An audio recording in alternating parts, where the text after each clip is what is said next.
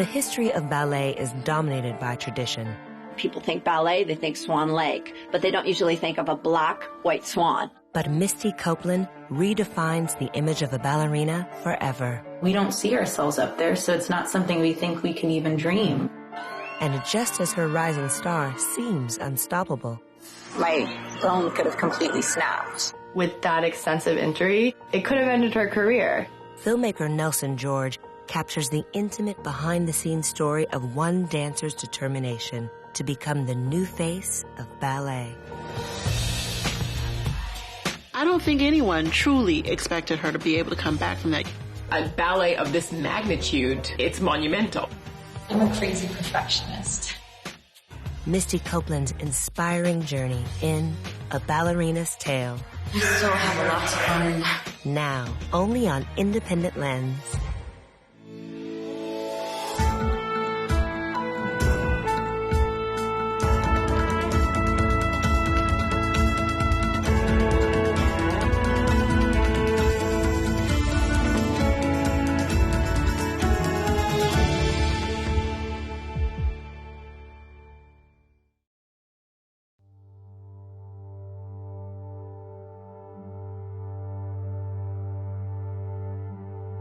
I think that people think that sometimes I focus too much on the fact that I'm a black dancer. There's never been a black principal woman at the Royal Ballet, at the Paris Opera Ballet, at the Kirov Ballet, in the top companies in the world, in New York City Ballet, in New York City. I don't think that people realize what a feat it is being a black woman. But that's so much of who I am, and I think it's so much a part of my story.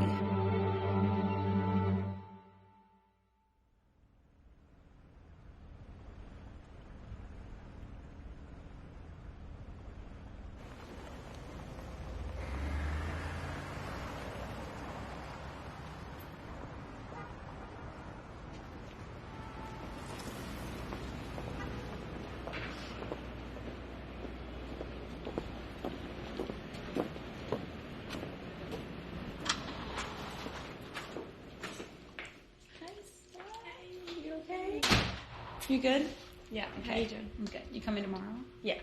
Gotta come watch everyone. You good though? Getting better. Yeah. Taking I did bar. bought my own bar today. So nice to see you. Me too. She just got injured. It sucks. So yeah, this is it. I've been coming here since I was 16 to these exact studios. Every morning I come in early. I'm usually I'm alone, no one's here yet, and I move the bar out for myself, which is heavy, and I put it right here, and then this is my spot every morning. Like if I take class in here, this is exactly where I stand, because then I can see myself in that mirror from the front, and I can see myself in that mirror from the side, which is nice to be able to see all angles of yourself when you're working at the bar, to see, if my leg is in front of me or if my leg is behind me. I can see all of that from the side, make sure that everything is exactly the way that it needs to be. So I'm a crazy perfectionist.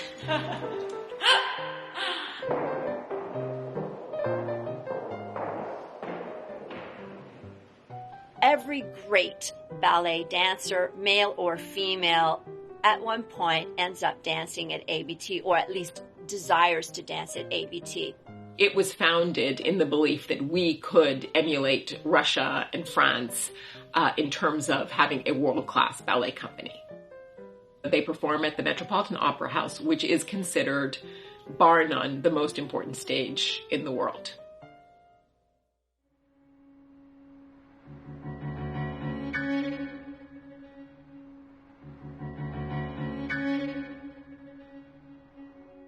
I was one of 6 kids. I was very shy and definitely was the one in the family that blended in with the background, because everyone was fighting for attention in some way.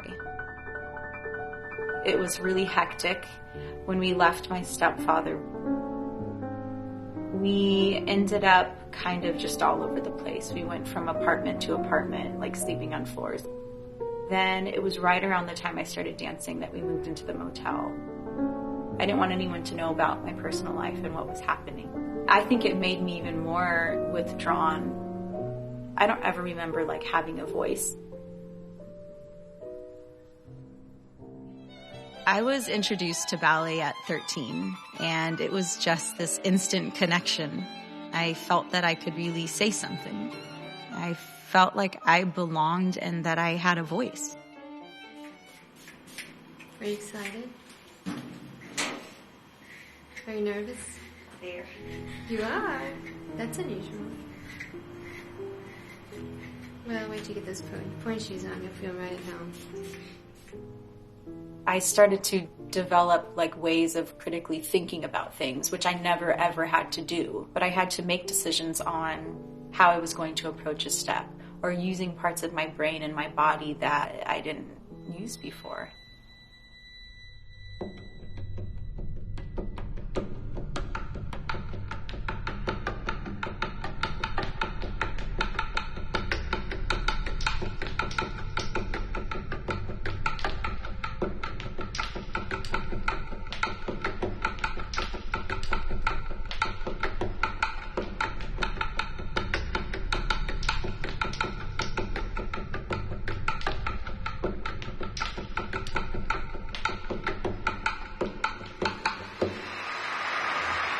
The competition is Misty Copeland.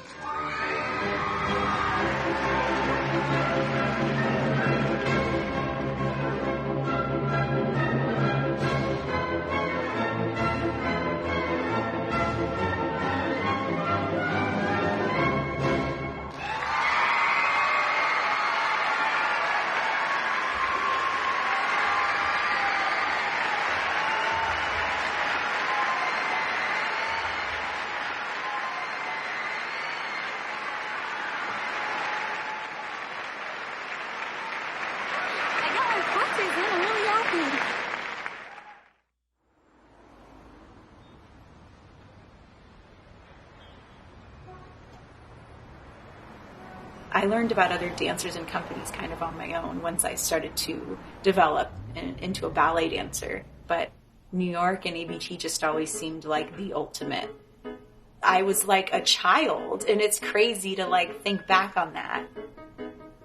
I had no idea what to do. I didn't know how to take care of myself and be on my own and travel alone. It was a lot. I was really emotional, like overwhelmed, and I was already such a nervous girl. Kevin McKenzie approaches me and says, well, you're going to join the studio company, but before your contract starts, we would like for you to come on tour with the main company for 2 weeks in China. And that was just like, oh my God, like it's happening. It's like seeing The Turning Point, the movie, and it's happening to me right now. On that trip, I met Layla, my best friend. Misty and I were the two out of the studio company who were sent to go with the main company to China. So right away we clicked and we got along and we were rooming together and we became the best of friends. We were both really young and naive, and we'd never been in a professional company before. And the company was a bunch of adults that had lived life and were married and had been in the company for years. They wouldn't help us if we asked them for help with choreography, or they would say things to us during class while we were doing things. If we messed up a turn, they'd be like, ooh, get better luck next time. It was crazy. I mean, we got made fun of a lot because we had our hair like pulled back in a bun and we'd like spraying hairspray. And I remember like the guys making fun of us, and we just were like young and not used to it. We would cry a lot in our room together and listen to Mariah Carey and be like, oh, they're so mean. When you're in your adolescence and you're dancing, you don't get to experience what normal kids get to experience. You don't date, you don't go to parties, you don't hang out. As soon as school's over, you're going straight to practice and to dance class. So at one point, when Layla left the company, was that a very traumatic thing for you? Yeah, it was really, really difficult. I think I was kind of confused by it all, like, and it happened so suddenly. And I feel like she was the first person that I ever really felt a bond with. ever. Like, I never had a friend like that growing up. When Layla left, I almost felt like she abandoned me because I didn't know what she was going to do. She didn't know what she was going to do. We still hung out with each other, and I think we were each other's confidant. You know, like, she could tell me things that she couldn't tell the other dancers, you know. Oh, this person did this to me in the rehearsal, or they told me that I need to lose weight, or, you know, all of those things that maybe she would be embarrassed or maybe holding back from other dancers because they were her competition, and they're also, you know, they're her coworkers. She could still tell me. That was around the time that I first was being told to lose weight by ABT, and I had no idea how to handle that. I mean, I never had to watch what I ate. I had no idea how to take care of my body. It was just naturally the way it was, and it worked for ballet until I hit puberty, and then it all changed. This skinny ideal that a lot of contemporary audiences associate with ballet today is strictly a modern phenomenon, and it can actually be dated to 1963 when George Balanchine was able to start creating the ballet and the ballerina according to a vision he had, an ideal vision he had of a dancer. Post Balanchine, you get these very emaciated body types, and you get no longer a woman on the stage. You get these prepubescent girls, flat-chested, encouraged not to eat to the point of not being able to menstruate, and it literally has killed ballerinas. I remember like nights like going straight from the ABT studios on 19th and Broadway to Layla's dorm room and just crying and sobbing to her, like, I don't know what to do. Like, I don't know how to do this on my own. And she couldn't help me. She was like a year younger than me. She was like, you're beautiful. And I'm like, thanks. Like, that's not going to help me. And so I remember them saying, like, you know, you're not in class. And I remember being like, oh, well, I'm taking a Pilates class at the same, like, when it's happening. And they're like, mm-hmm. I was coming home at night and just feeling so bad about myself, and I would call Krispy Kreme, and I would eat a dozen donuts in one sitting. I was overeating because I felt so bad about myself. It just started this pattern of like feeling so ashamed that I didn't even want to come to class in the morning. I didn't want to stare at myself in the mirror. When I first met her, she was so shy. She was really shy and just not out of her shell. And she didn't always speak up for herself. It all kind of hit me at once. Moving to New York, realizing I was the only African-American woman in a company of 80 dancers. I felt like I was sinking for a while. I felt alone in a world that had become my home, and it gave me mixed feelings.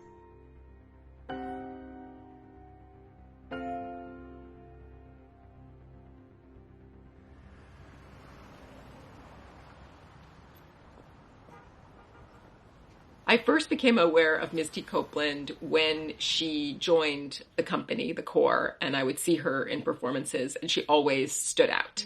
She had what you can't teach and you can't learn. She had stage presence, and she had a fire that the other Koreans did not.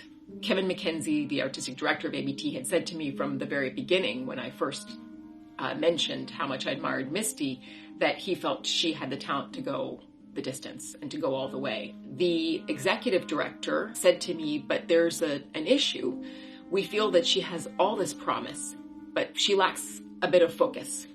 And everybody adores her, but she is doing some things that stand in her own way. So they did something unprecedented, which is they said to me, would you please take her under your wing? We would like you to become her consigliere, because we feel she's got everything that it takes and she just needs that older woman who can help her. I began introducing her to women I knew who had been the first, whether it was Diane Carroll or Veronica Webb, who was the first Black model to have her own cosmetics contract, women who had blazed trails to help her understand that she had this same potential, to give her a kind of kitchen cabinet of women who could help her face these hurdles, because as much as she was beloved in the company and she was everybody's Misty, she felt very alone, and she felt a lot of self-doubt.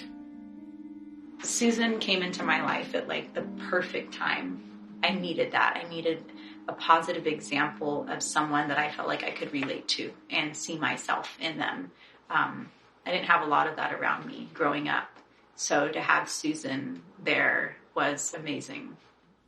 As we began this process and we were having all our discussions at ABT about diversity, one of the things I had said was, it's only a matter of time before a very ugly article hits the papers about the lack of diversity in ballet, because it's going to be noticed, and we're in the new millennium. We're not in 1952, and we still look like the Alabama Country Club in 1952.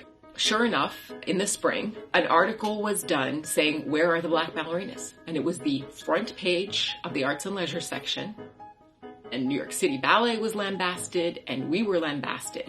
Misty called me crying. She was saying, I look at this and I think, why am I even bothering? Why am I doing what I'm doing? There's no hope. And I said, well, I have it from the inside track that there is hope. No one's giving me a date or time because that would be completely unethical. But I have been given every assurance that their eye is on you. They want you to succeed. They know you have the talent to succeed. So you have to forget this article and just keep moving forward.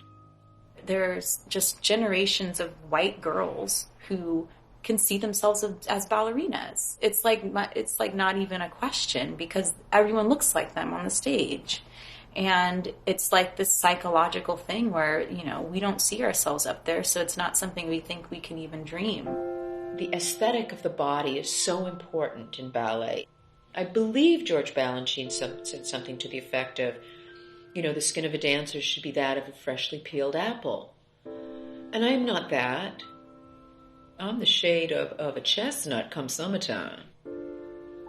Every dancer that goes through the process the way I did, through the school, through the company, you audition, you're a snowflake for Nutcracker, you're selected after you do a season of Nutcracker and you get into the company. In my case, that was not the case. And I saw my friends just getting into the company. You know, they were all snowflakes. And I was sitting on the sidelines melting. What you're looking for in ballet is assimilation and uniformity. That's an issue for black ballerinas in terms of like fitting into the mold, you know, fitting into the box. Its origins are aristocratic and European, and you have to say by extension white. But that was then, and this is very much now. I can tell you that I have been writing about this idea of the color of ballet since at least the late 80s. Unfortunately, a lot has stayed the same. It is still a ballet blanc. It's very difficult to see people of color adopt major roles in the classical repertoire.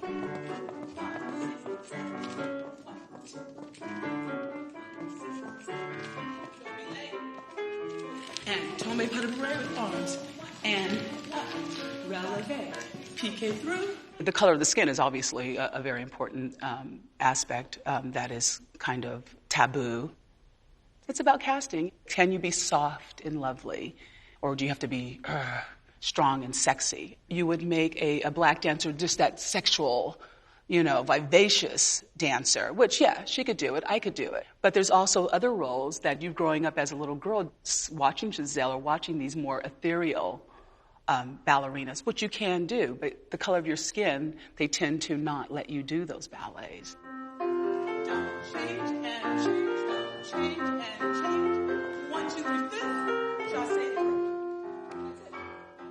Obviously, you know, ballet is a woman's game, but it's always a man, usually a white man, who's, you know, manipulating the puppets in it. And the reason that she's gotten this far is because the world has changed so much that you couldn't prevent a talent of that great dimension. You couldn't keep her out totally. Just over the course of a couple of years, there began to be a change. Kevin McKenzie said to me, she's carrying herself differently. She is never late. A focus happened.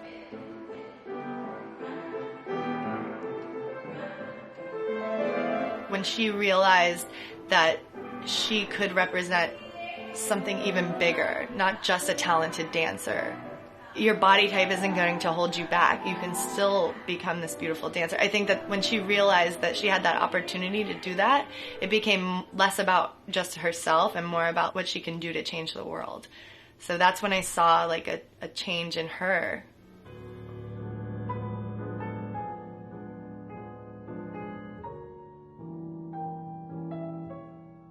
There's a private moment that's my favorite moment, which is the day she called me to say that she had been promoted. And we're both just crying on the phone because there it was.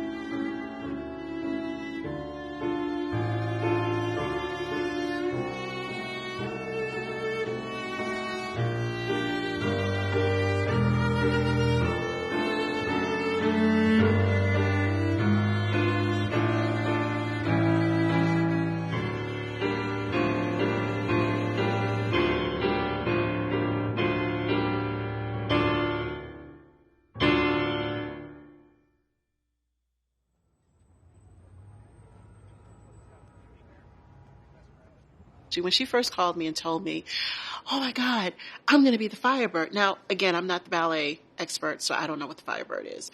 So Raven Wilkinson, the legendary ballerina, I called Raven because Raven's my history monitor. And I said, do you know if a black woman has ever performed Firebird, the Firebird? And she said, well, yeah, Dance Theater of Harlem. I said, no, at one of the majors like City Ballet, American Ballet Theater. And she said, no. I said, well, guess what? You got to buy a ticket when they go on sale because Misty's going to be the Firebird. And she said, which one? She said, which one? And I said, no, the Firebird. She said, the Firebird? The Firebird is one of the modern masterpieces, both from the music standpoint and the choreographic standpoint. And it was being reset by Alexei Radmansky, who's widely hailed as the sort of Balanchine, the great choreographer, the great ballet innovator, the man who's going to save ballet from obsolescence. And he adores Misty. I spent it was 2 weeks in the studio just having Firebird created on me. which is really cool. Alexi came in with an idea, but he allowed us to be a part of the creative process. So if he saw that, I was attempting to do something and it looked more natural to fall out of it a certain way, then he would keep it. In a company of 80 dancers where you've got a lot of stars, and he could have picked anyone, for him to pick someone who's not a prima ballerina but a soloist, and then to pick someone black. A ballet of this magnitude, if we look in the annals of ballet, going back to Louis XIV, there's never happened before. It's monumental. The entire dance world was agog, and certainly every person of color involved in the dance world was standing up and cheering. Susan Fales Hill put together this really great group of women. She had called me and said, Tracy, I want you to experience a really magical evening. I invited Deborah Lee, the head of BET. I invited Marva Smalls, who's at MTV, Viacom. Star Jones was there. There were just a myriad of incredibly accomplished black women in the room, in the box actually. And we were all there sharing in the triumph of Misty dancing. The makeup of the crowd was completely different than you would see on any other given day at the Met. And the power of one person to change the crowd who comes to see dance, I think that was really special. My manager, Gilda, was waiting for me outside, and I walked out, and I looked up, and I saw that the whole front of the Met was covered, and this woman with her breasts out and arched back, and I was like, oh my gosh, that's a curvy black woman on the front of the Met, and it's me. When she entered the stage, and it just seemed like collectively we all kind of leaned forward, and it was just the sense of pride and joy to just see this talented, strong, graceful, amazing woman grace the stage. To sit in that theater that night, surrounded by African-American women of accomplishment, watching a ballerina take center stage in one of the most important works, just felt like her life had come full circle.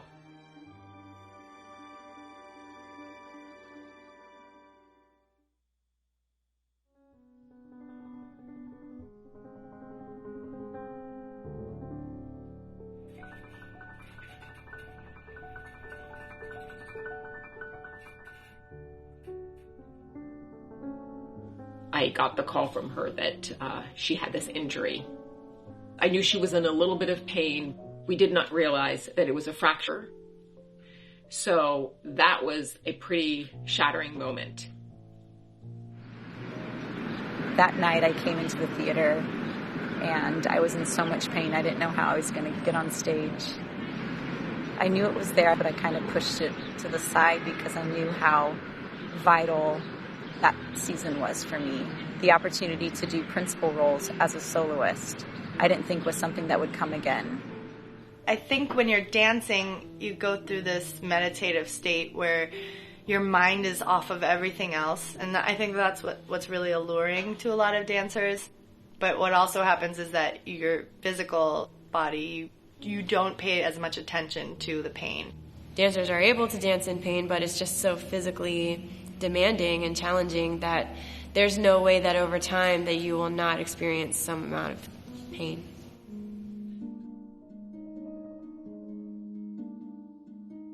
But I think she knew in her mind and also from past experience that if she would have kept doing performances in that amount of pain and with that extensive injury, it could have ended her career. Here she is dealing with still pain, trying to figure out how am I going to deal with this, but oh yeah, I'm 29 years old and I'm dealing with the end of my career. She ended up going to a doctor who works with top athletes, at the New York Hospital for Special Surgery. He was the only person who was confident that you will dance again. Everyone else was telling her, your career is over.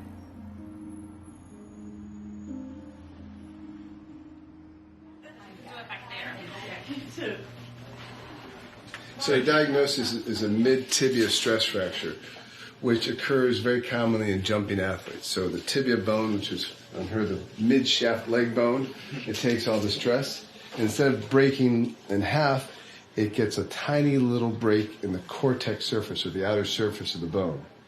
They're very slow healing. So she spent months trying to get this to heal beforehand. And then we made a decision about how to treat it. Our one decision was to put a rod. One option was to go near her knee and put a rod from here all the way down the bone into her leg inside the bone. The nice thing about that is that it takes care of the whole thing. The disadvantage is about 20% of people have some knee pain. And she's a jumper, so you try not to mess with her knee at all. We made an incision right here on the front, and in that incision, we found the little stress fractures. We drilled across them with a needle to stimulate some bleeding. We packed the bone marrow cells in there, and then we put the plate.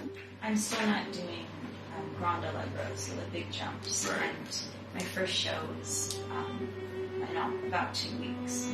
When I heard the words black dreaded line fracture, it sounds like death to me. It was scary. And then finding out that it meant almost a complete break through my bone. It's hard to fathom that can happen from dancing. But it was just impact over and over and over again, probably through the course of the year that caused it. 6 screws. And this one on the bottom is the one that's giving me all the irritation.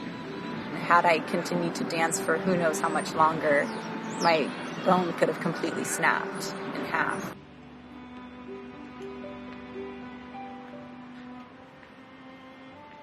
The rest of the ballet world, and including, I think, her company, once they realized, the extent of her injuries, I don't think anyone truly expected her to be able to come back from that. You combine the extent of the injury with her age, the amount of wear and tear on the body. I think that they just sort of said 1 + 1 + 1 = 3, and you're not coming back. And if you do come back, you won't be able to come back and you won't be able to pick up where you left off.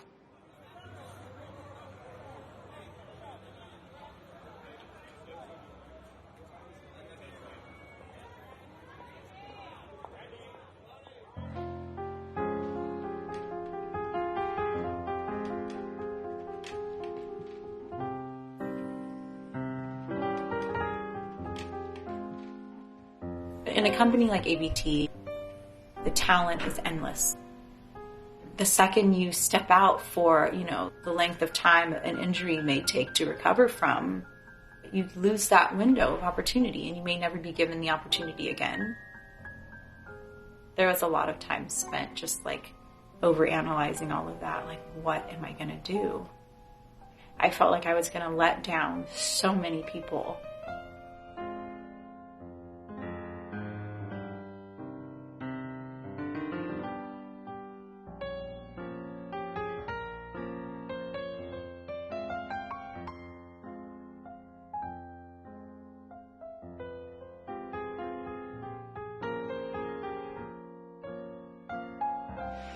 I still have lots of learning.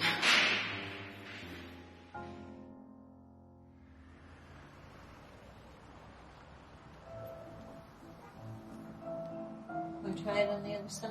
Sure.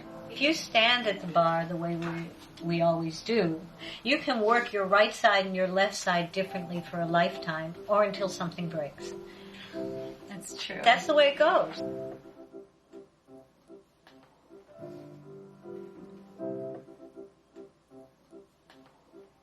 Try not to sit in the standing. Yeah, good.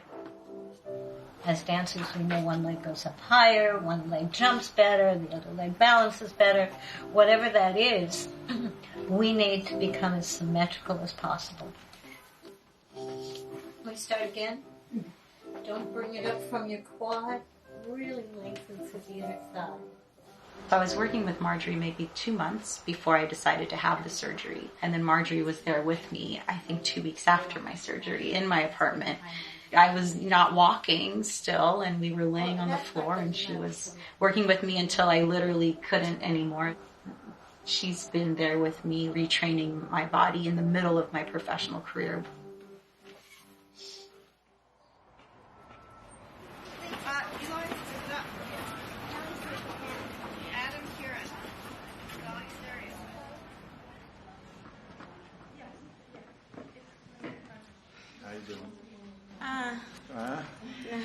It's been a rough read. Oh, yeah?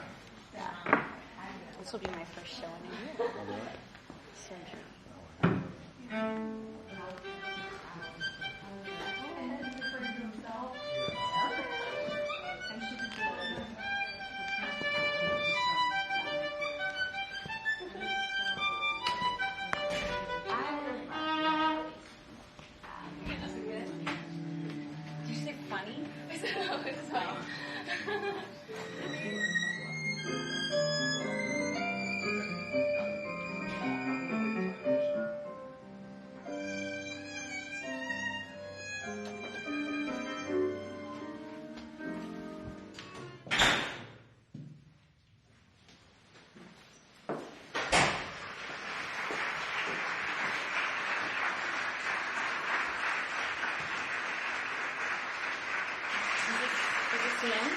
Yeah.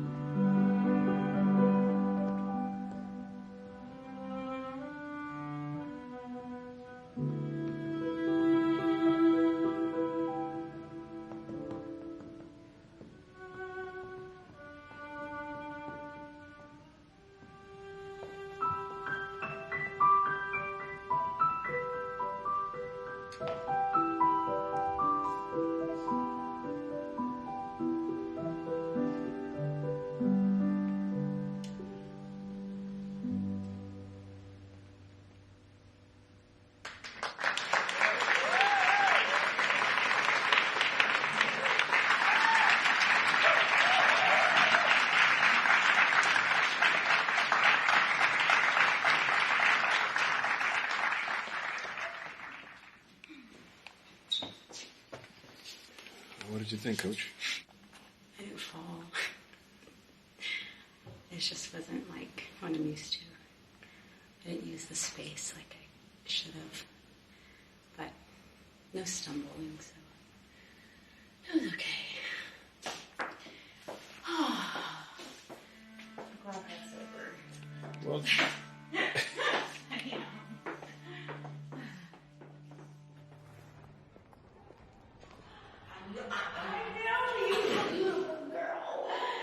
everyone gets confused and gets up on the second. I did. It's 29. I know every single one of my coworkers. Oh, look at you, how beautiful you look. I did the show last night and then. Oh, you did? Yeah. Because I didn't know whether it was tonight. It's tonight as well. Oh. Yeah. How was class? Could you get through it all or you stopped a little? Well, I am not jumping. Yeah. I'm not doing ground allegro, so I did part of it, but my meeting was like halfway through, so I had to leave early. Yeah, and how, oh, good, you had a good excuse. I had a good excuse. How was that? It was fine. I bumped into my bed and mine looks worse than that. No, that's gorgeous. But yeah, What work you did haven't you do? seen me since the surgery, right? No, but So we'll it's, see. yeah, look at you. Still a bit You're sensitive, flexing. though. Yeah. The first time I saw you was in the Ballet Russe film, and I cried my eyes out because I didn't even know that a black ballerina of your level existed. And so that was kind of the start of this mission I had to learn more about black ballerinas, to try and educate other people about who you are, who Janet Collins is. When I came along, the less said was the better, you know. People, they thought it wasn't nice to talk about race or I might be insulted. I mean, So a lot of it wasn't like now we have this time span and now people are very interested in people don't talk about it, and especially younger people, you know. I mean, I think it's important to be able to discuss it because then it forces people to confront the issues. You know, when you start out the Yes. thing.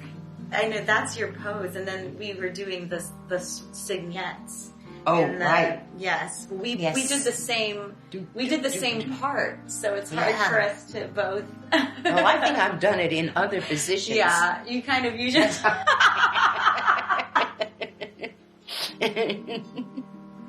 And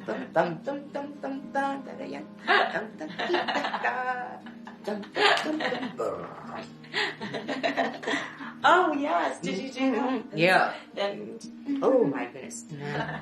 Go, then you take off. Like, oh wow. Yeah. And then the emboîtés, back. And then the passes at the end. Passe. Oh God, yes. Did you do the heads that yes, way? Yep. And then all of a sudden, and then you let go. Ba-rum on the knee. Let's see, and how did the hand? We went this way and then this way. That's it. And it's incredible that you still remember all those little details. Yeah, isn't it? And I mean, it's when you hear the music, it just comes back. It's in your body. Yeah.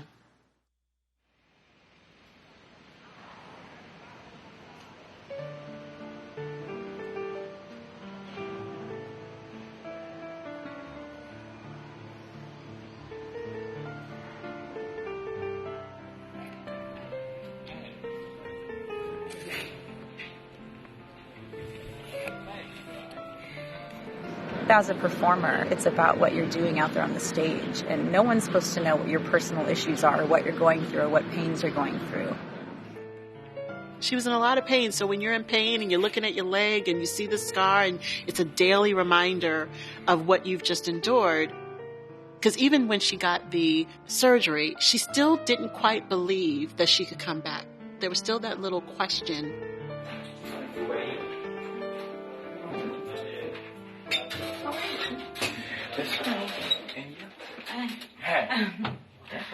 I think I could have pulled something, but I had a back spasm.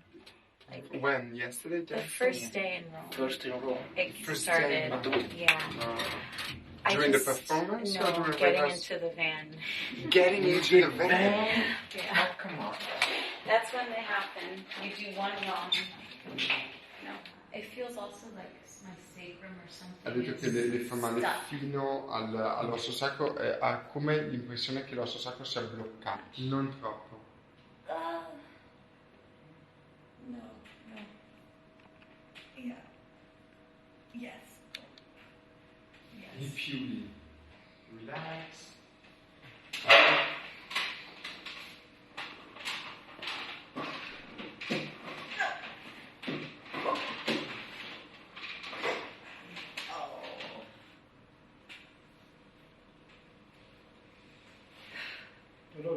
Pain? Yes. Sì. There.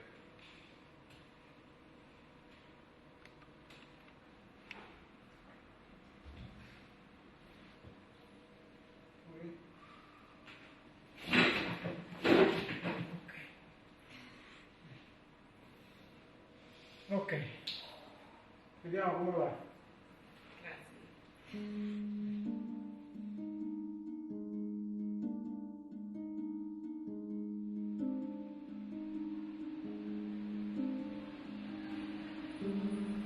I was 30 years old now when I came back. And it's just like an age that you're either going to make it to the next level or like you're going to stay a soloist and you'll probably retire. I've heard it from, former principal dancers in major ballet companies who complain about my presence and my voice. And they think that my mission is to be so loud that Kevin McKenzie, the director of ABT, can't deny my loud voice and will just promote me to principal. And that's heartbreaking because it's not at all my mission. My career from the time I started dancing has been my number one priority. I've never let anything blur those lines or affect my career in a negative way.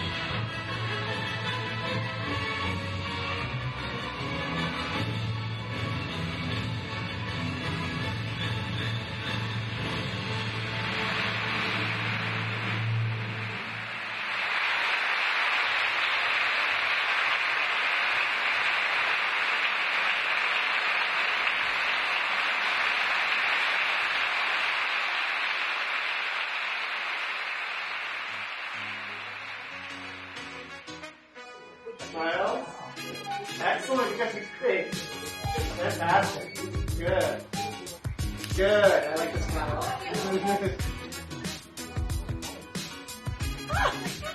Please help me welcome Mr. Misty Copeland.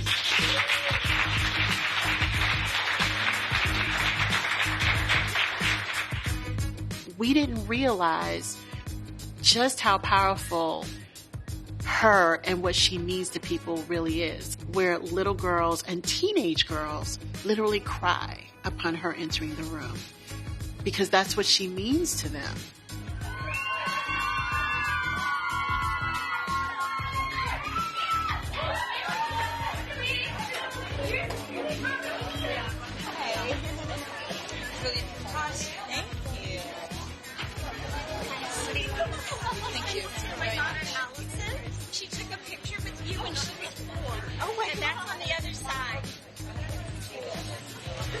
That's you and her. Oh my God! 14 years ago, she's always wanted to meet you, and here she is right here. Oh my God! Can I take a picture? I think you're 12 or 14. I remember telling her, with everything that's happening, the book deals, the Under Armour endorsement, the speaking engagements, I understand that principle is what you're aiming for. But what I think you've built is so much bigger than that, you know, what we have is not something that ABT or anyone else can take away from you.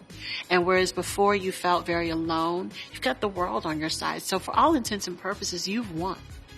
You've won. Whether you become, because in people's minds, she is the principal. She is the star.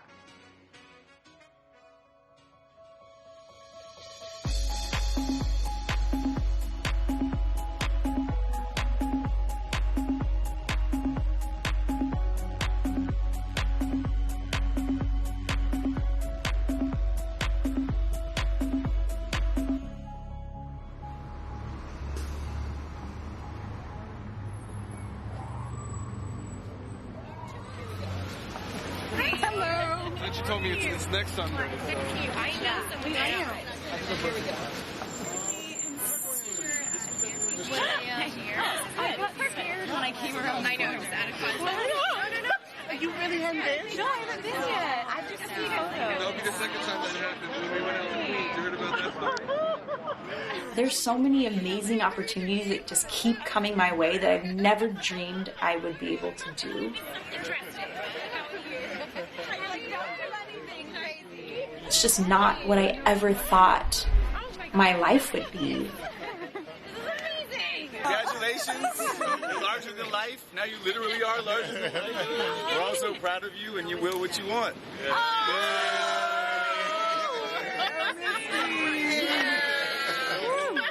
Cheers.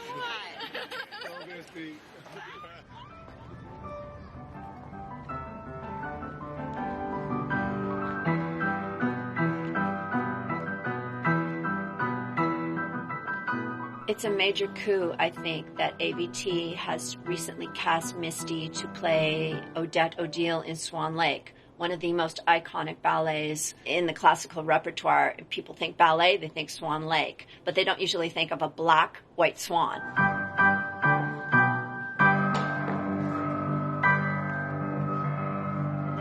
There's been a number of firsts in this season, and probably the greatest honour for us is that the inspiring young dancer from that country, Misty Copeland, who represents the first African American to dance this role with ABT.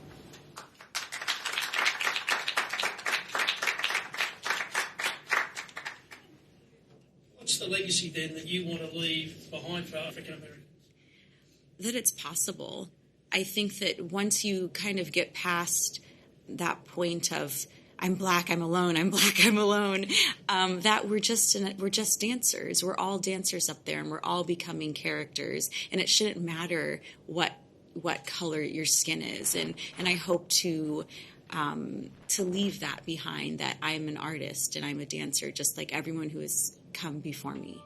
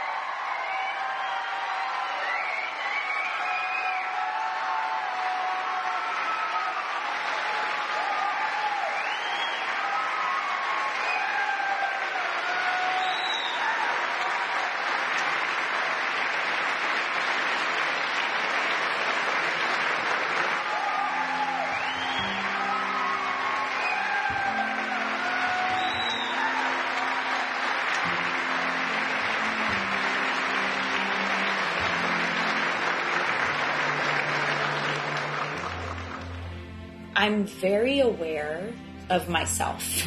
I'm always looking for improvement, and I think that's why I am so open and vulnerable, which I think you have to be that way to really be an artist and to continue to grow. A lot of dancers approach me, because they see the success, and one of the first things I say to them is that you have to stand for something.